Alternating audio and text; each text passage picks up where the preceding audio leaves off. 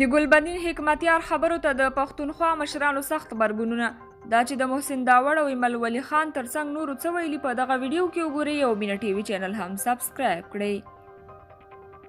پاکستان ته د سفر په ترڅ کې د اسلامي حزب مشر ګلبدین حکمتیار هغه څرګندونې نه یوازې په افغانستان بلکې پښتونخوا کې هم د ملتپال ځوانانو او سیاسیونو له لوري توند غبرګون سره مخ دي چې د افغان حکومت خلاف یې کړي دي. حکمتیار او پاکستانی چارواکو که څه هم د نوموړي دغه سفر د سولې هڅه بللې، خو یاد فعالان بیا د نوموړي څرګندونو ته په پام باور لري چې د سفر تر شا سیاسي موخې مطرح دي.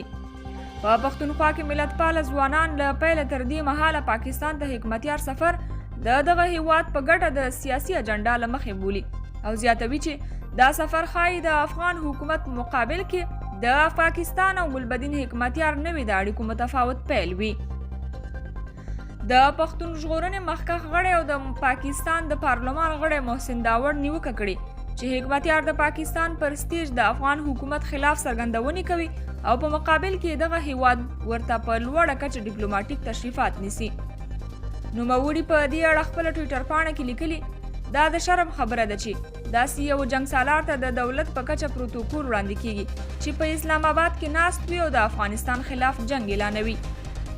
د ملي عوامي ګوند غړی ایمل ولی خان بیا د اسلامي حزب مشر ګلبدین حکمتیار ته پی.غوري لهجه کارولي او ویلي دي چې تر کورنیو جګړو وروسته نوموړی په کوم مخ له پاکستاني چارواکو سره ګوري.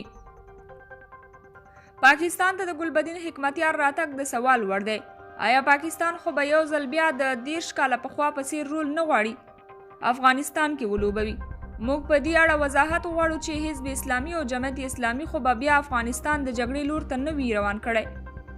سیاسي فعال او پخوانی سناتور افراسیاب خټک لیکلي، پاکستان کې د ګلبدین داسې څرګندونې د دې معنی ورکوي چې د پاکستان نظامیان یو ځل بیا افغانستان د مجاهدینو په لاس کې خراب کړي او نویومه کلیزه تکراروي. په همدې حال کې د پښتونخوا عوامي ملي ګوند غړي خان زمان کاکړ هم پاکستان ته د حکمتیار پر سفر غبرګون ښودلی. نوموړي په دې اړه خپل ټویټر کې لیکلي، که د اسلامي حزب جنګسالار مشر ګلبدین حکمتیار په پاکستان کې د جمعیت اسلامي غونډه کې ګډون کولی شي، بیا زه هم راهول ګاندي پاکستان ته د غونډې لپاره رابولم. کانګرس یو ډیموکراټ ګوند او کولی شي چې د هند او پاکستان اړیکې ښې کړي. د ګلبدین حکمتیار سفر په اړه صحیح نیوز ته رارسېدلي معلومات ښایي چې نوموړي د پاکستان د پوځ او استخباراتو له جګپوړي چارواکو سره هم د بند دروازو تر شا لیدلې کړي دي او د افغانستان مسایلو په اړه بحثونه کړي دي.